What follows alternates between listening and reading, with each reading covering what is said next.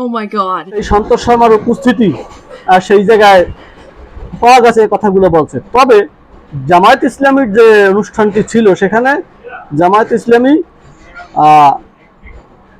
ভিন্ন ধর্মের, অর্থাৎ যারা নন মুসলিম তাদেরকে নিয়ে একটি প্রোগ্রাম করছিল। সেই প্রোগ্রামে কিন্তু বাংলাদেশ হিন্দু বৌদ্ধ খ্রিস্টান এই পূজা উদযাপন যে আছে সংগঠন আছে, তার সভাপতি হিসেবে এই সন্তোষ শর্মা ওখানে উপস্থিত হয় এবং সেখানে কিছু তার বক্তব্য সে তুলে ধরে। তো যেখানে এই একটি দেশ, আমাদের প্রথমত এই দেশটিতে সব ধরনের মানুষ থাকবে। এখন পর্যন্ত সন্তোষ শর্মাকে কেউ অভিযুক্ত করে আদালতে অথবা কোনো থানায় কোনো অভিযোগ করেনি বা তার নামে কোনো কেস হয়নি। এক, যেহেতু জামায়াত ইসলামী একটি রাজনৈতিক সংগঠন, রাজনীতি করতে গেলে সব শ্রেণী পেশার মানুষের কাছেই যেতে হয়।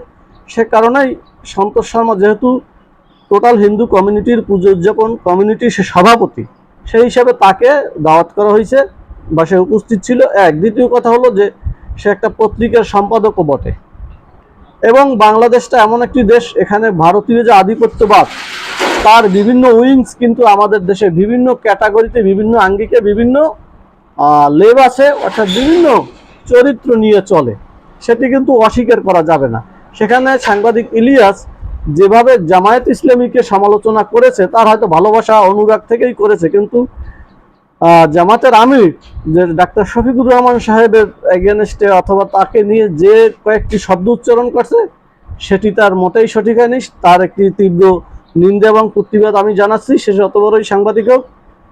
আরেকটি বিষয় হলো, এখানে আমার কাছে যেটা মনে হয়, বাংলাদেশের দেশপ্রেম, বাংলাদেশের সার্বভৌমত্ব, আদার্স অন্যান্য ভারত বিরোধিতা, এটা কি শুধু সাংবাদিক ইলিয়াস অথবা কনক সরোয়ার, পিনাকি ভট্টাচার্য এরা 3-4 জনই করে? আর মানুষ আমরা বাংলাদেশকে ভালোবাসি না? আমরা রয়ের বিরুদ্ধে করি না? আমরা ভারতের বিরুদ্ধে উচ্চারণ করি না? অবশ্যই করি। আমাদের মাতৃভাষার টানে হোক, আমাদের মাতৃভূমি, আমাদের দেশপ্রেমের টানের প্রশ্নে আমরা ভারত কেন, যে কাউকে আমরা পরোয়া করি না।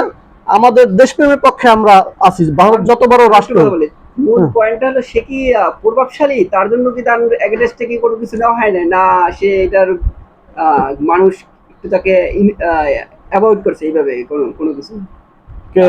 সাংবাদিক ইলিয়াস, কারণ তার বিরুদ্ধে সে এত বড় একটা কথা বললো, কোনো কিছু হলো না। না না না, এখন হয়েছে কি, সাংবাদিক ইলিয়াসকে অনেকেই ভালোবাসে। সে দীর্ঘদিন প্রবাসে, গত আওয়ামী সরকার ফেসিবাদ দ্বারা সে নির্যাতিত বিভিন্নভাবে। কিন্তু আমার বক্তব্য হলো সবই ঠিক আছে, তাদেরকে আমরা ভালোবাসি। এখনো সাধারণ মানুষ তাদেরকে যে ভালোবাসা দেখিয়েছে সেটা অতুলনীয়, এখনো দেখাচ্ছে। কিন্তু তার মানে এই নয় যে আপনি যা ইচ্ছে তাই একজনকে বলে দিলেন।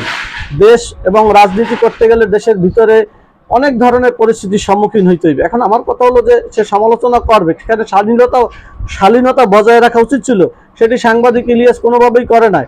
আর আমার সবচেয়ে বড় কথা হলো যে আমি পিনাকি ভট্টাচার্য, তারপরে কনক সরোয়ার বলেন, সাংবাদিক ইলিয়াস, এরকম জ্যাকব মিল্টন, আরো অনেক প্রবাসী সাংবাদিক আছে যারা দেশের পক্ষে, দেশকে ভালোবেসে কথা বলে, সুন্দর, ফাইন। কিন্তু কথা হয়েছে যে তারা একারাই কি শুধু দেশপ্রেম নিয়ে কথা বলে, তারাই শুধু ভারতের বিরুদ্ধে কথা বলে? আমরা যারা বাংলাদেশের মানুষ আছে, আমরা দেশকে ওন করি না? আমরাও কথা বলি, আমরাও দেশকে ভালোবাসি।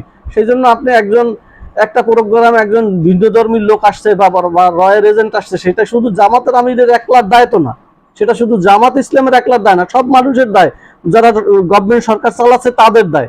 এছাড়া পররাষ্ট্র নীতির দায় আছে। ভৌগোলিক কারণে বাংলাদেশ যে অবস্থানে আছে, সেই অবস্থানগত কারণে ভারতের দ্বারা বিভিন্নভাবে বাংলাদেশ নিগৃহীত হচ্ছে, নিষ্পেষিত হচ্ছে। ভারতের একটা কলোনি করার চেষ্টা তারা করছিল, সে কারণেই চাইলেই সবকিছু অ্যাভয়েড করা সম্ভব না। কিন্তু সাংবাদিক ইলিয়াস এত কষ্ট পাইয়া একেবারে রাস্তার মানুষের মতো, রাস্তার মানুষের ভাষায় যদি জামায়াত ইসলামের আমিরের মতো লোককে সে সমালোচনা করে, তাহলে সেটা তার এক ধরনের অতি আবেগীয় কথাবার্তা এবং সে ওভার কনফিডেন্টে বকতে আছে। তার মানসিক সমস্যা ওই সময় ছিল বলে আমার কাছে মনে হয়। সে যত বড় সাংবাদিক না, ইজ নট অনলি ওয়ান, সে একমাত্র সাংবাদিক বাংলাদেশে আমি মনে করি না। ভালো কথা, সে দেশপ্রেমের জন্য কাজ করছে, অনেক ভালো ভালো কাজ করছে। তার মতো অনেক ভালো ভালো কাজ করার লোক বাংলাদেশে বহুত আছে, বহুত সেক্টরে আছে। সে হয়তো সাংবাদিকতার ক্ষেত্রে করেছে, আর একজন আর এক সেক্টরে করেছে, আর একজন আর এক সেক্টরে করেছে। কাজেই এই সাংবাদিক ইলিয়াস যেভাবে কথা বলছে তার তীব্র নিন্দা আমি জানাচ্ছি এবং প্রতিবাদ করছি।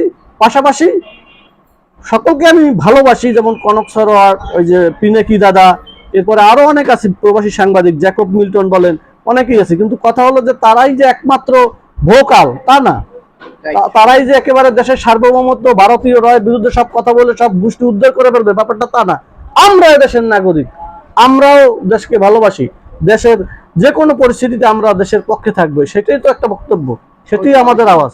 কাজেই যারা বিদেশে সাংবাদিকতা করছেন বন্ধুগণ, আপনারা ভালোভাবে সুন্দরভাবে সমালোচনা করুন। একেবারেই স্ল্যাং ল্যাঙ্গুয়েজে সমালোচনা করলে আপনাদের প্রতি মানুষের যে আস্থা, যে ভালোবাসা এবং শ্রদ্ধা, সেটি কমে যাবে। কাজেই সাবধান হন, সবাই ভালো থাকবেন, সুন্দর থাকবেন।